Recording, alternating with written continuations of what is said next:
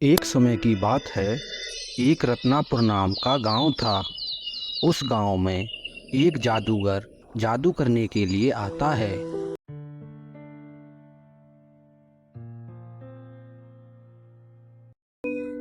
वह पूरे गांव में जादू करने के लिए घूमता है, परंतु उससे कोई जादू करने के लिए नहीं बोलता।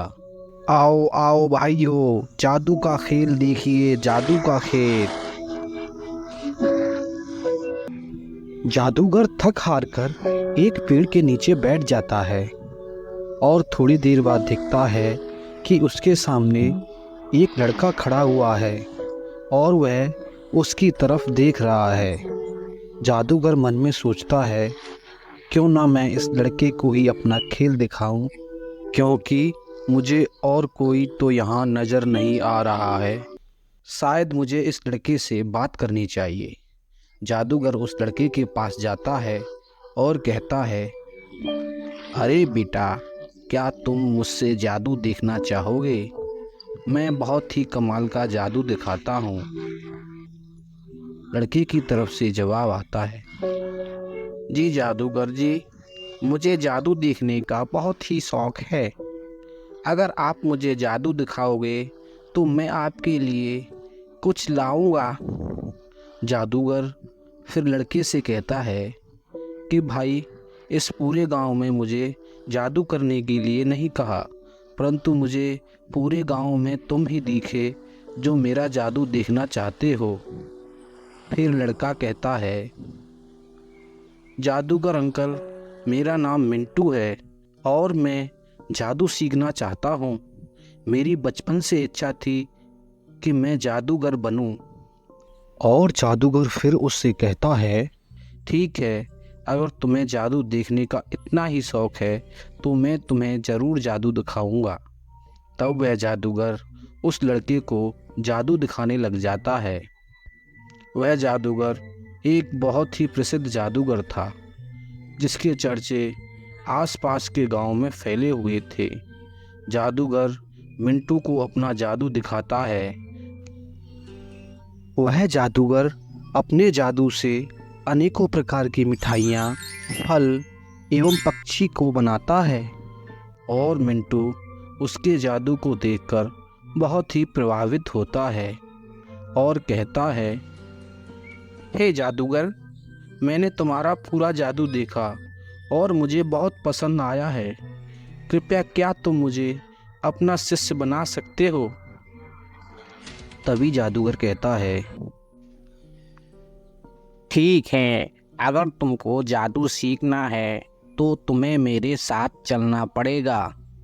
मेरे साथ तुम्हें गांव-गांव जाकर जादू के खेल को देखना होगा तथा उसे दोहराना होगा। मिंटू अपने घर के अंदर जाता है और अपनी बूढ़ी दादी से बात करता है। वह कहता है, दादी, मुझे जादू सीखना है। बाहर एक जादूगर आए हुए हैं। वह कह रहे हैं कि तुम अपने किसी बड़े से बात कर लो और मैं तुम्हें जादू सिखा दूंगा। और फिर मिंटू की दादी मिंटू को जादूगर के साथ जाने की अनुमति दे देती है। तब जादूगर मिंटू को अपने साथ जादू सिखाने के लिए शहर ले जाता है। मिंटू जादूगर के साथ रहता है और वह गांव-गांव जाकर जादू का खेल करता है। उसे ऐसा करते बहुत समय हो जाता है। धीरे धीरे मिंटू जादू के सारे खेल सीख लेता है और एक अच्छा जादूगर बन जाता है। मिंटू अब एक बहुत बड़ा जादूगर बन गया था।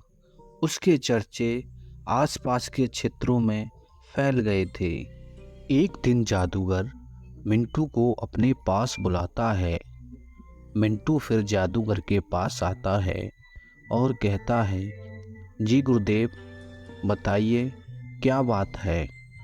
जादूगर मिंटू से कहता है, मिंटू, मेरे पुराने बक्से में तुम्हारे लिए एक बहुत कीमती चीज़ रखी है, तुम उसे जाकर ले आओ।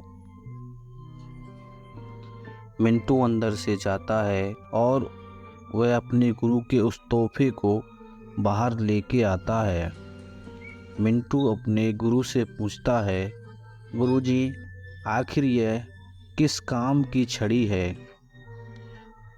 जादूगर उस छड़ी को अपने हाथ में लेता है और उससे मिंटू को जादू करके दिखाता है। जादूगर उससे एक बहुत ही सुंदर परी बना देता है। यह देखकर मिंटू की आंखें फटी की फटी रह जाती हैं और जादूगर उस छड़ी को मिंटू के हाथों में थमा देता है। अब इधर मिंटू उस जादुई छड़ी के सहारे से एक बहुत ही प्रसिद्ध जादूगर बन जाता है, जिसे मिंटू जादूगर के नाम से लोग जानने लगते हैं। अब मिंटू गांव के खेल को छोड़कर वह शहर की तरफ जाता है और वह बड़े बड़े शो करने लग जाता है। धीरे धीरे मिंटू बहुत पैसे वाला हो जाता है। मिंटू के पास के शहर में एक जकीरा नाम का एक जादूगर रहता था। वह जादूगर बहुत ही विख्यात जादूगर था। एक दिन जकीरा और मिंटू का शो एक साथ होता है और बहुत दूर से लोग उन दोनों के शो को देखने के लिए आए हुए थे, परंतु मिंटू के पास जादुई छड़ी होने के कारण मिंटू एक से एक नए परफॉर्मेंस देता है और जकीरा का परफॉर्मेंस उसके सामने फीका पड़ जाता है। यह सब देखकर मिंटू की तारीफ करने लग जाते हैं। मिंटू की तारीफ होते हुए देखकर जकीरा मन ही मन चिढ़ता है और वह कहता है, मैं इस मिंटू के बच्चे को जरूर मज़ा चखाऊंगा। एक दिन जकीरा रात के समय मिंटू के घर में जाता है और वह उसकी जादुई छड़ी को चुराकर अपने साथ ले जाता है।